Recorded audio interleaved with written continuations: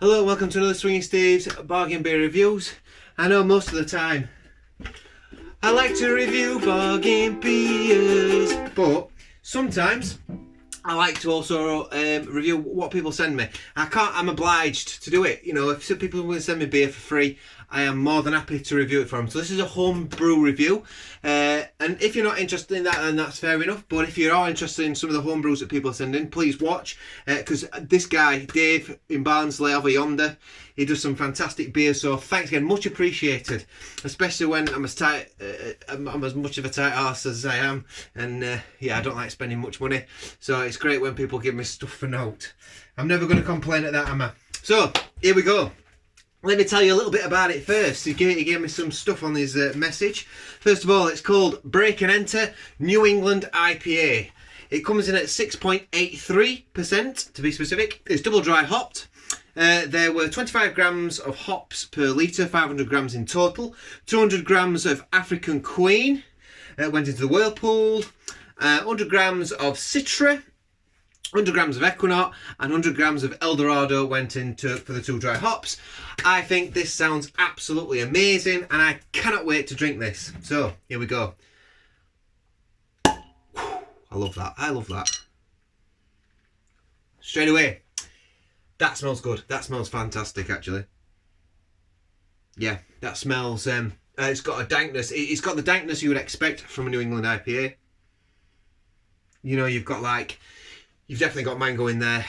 You've got like apricot, like dried apricots and peachiness in there.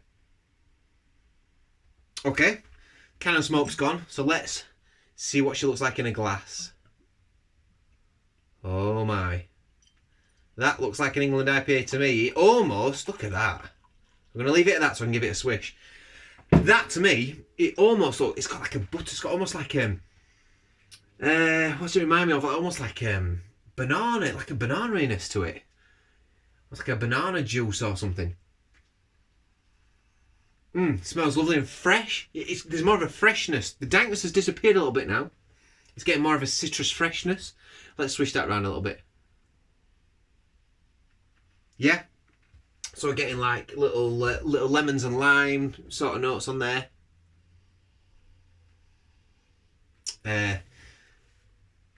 A little bit of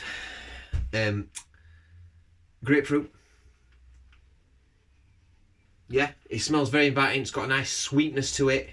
It's got about half a finger's worth of white foamy head. The lacing looks great. I'll just pour it all over my foot, shall I? Oh, a bit more smells coming out now. I've got like a big burst of something then. Right, okay, here we go.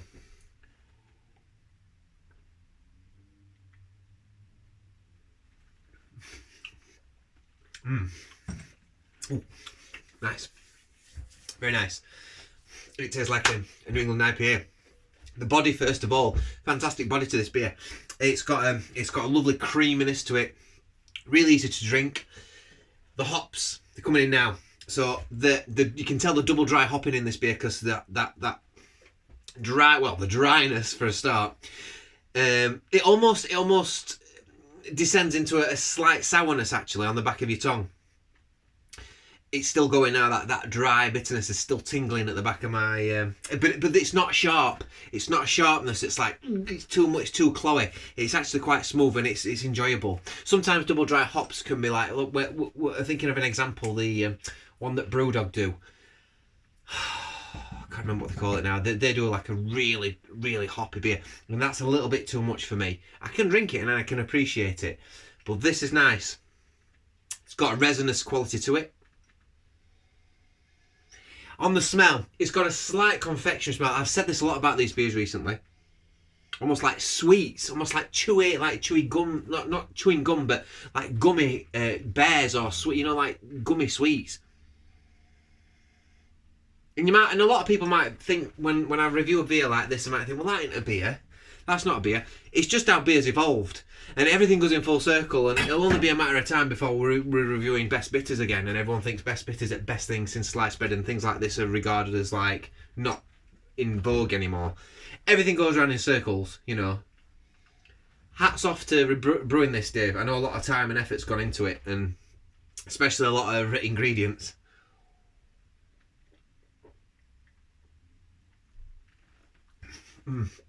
So drinkable. Bits of orange coming through now. Slight pininess. It's difficult to, with some of those hops that are in there, it's difficult to avoid that pininess, I think, because they naturally bring that pininess to your beer. Although it's not, I wouldn't say it's massively pininess. There's not a massive piney quality to this beer. It's not the main focus. The main focus is like the juiciness from the hops. And that sort of citrus bitterness, you know. Yeah, I mean, that is what a New England IPA should look like. Cloudy, thick, that head. I could probably balance a bloody 10 pence piece on there. Do you know what I mean? Having the head on there, it's a double-edged sword because it makes it creamy when you're drinking it, but you don't always get the aromas that come through. Some of the aromas come through when you're drinking it. It's actually better to get the aromas, not pour a head on it at all, to get a really clear whiff. I see a lot of beer reviewers, they swish around and say, not getting much off that, but then there's a massive head on it, and I just think, well, you can't get through that. You know.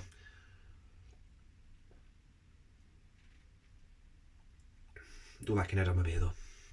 Yeah. Resinous. Feels like it's coated my mouth in like a really pleasant sort of, almost like a citrusy caramel. I know that sounds a really stupid thing to say, but that's what it tastes like, and it is beautiful. It's a really good beer, this, Dave. Really good. Really impressed. Really nice. You should be proud of this one. I don't know if I like it as much as your, if I'm going to be critical, I don't think I like it as much as your, oh, which one is it? You did the hoppy wheat beer. I give that 10. I think that was just fantastic. If I was going to be overcritical, some of the aromas you get don't follow through onto the flavour. But that's been massively critical. You've asked me to be honest, so that has been massively critical. I think that this should go in a can in supermarkets, but for the £3, the £3 craft range, easy. Any day of week. The alcohol, you're getting a little bit of a burn on that, and that could be the alcohol. It could be the hops. But it adds to a pleasant experience. When you drink a strong beer, some of these really strong IPAs, I just think, yeah, it's all well and good not being able to taste the alcohol in it, but sometimes you want that as part of your experience. You want to sit down and feel the alcohol and feel the warmth from the alcohol. You know, it's kind of nice sometimes. It's part of the experience of drinking alcohol. You know, I'm not an alcoholic by any means, and I can take it or leave it. If someone said don't drink alcohol for the next few months because of such and such, I'd say okay. I'd probably struggle, but I'd say all right then, no probs. But I enjoy drink just for what it is. You know, I don't like getting drunk. I don't like getting hammered anymore. But it is nice, especially on a winter's night when you just want to warm yourself up next to the fire. And whether it's a double IPA like this or a New England double IPA, double dry hopped IPA. So this is a New England double dry hopped IPA. So it's an NEDDH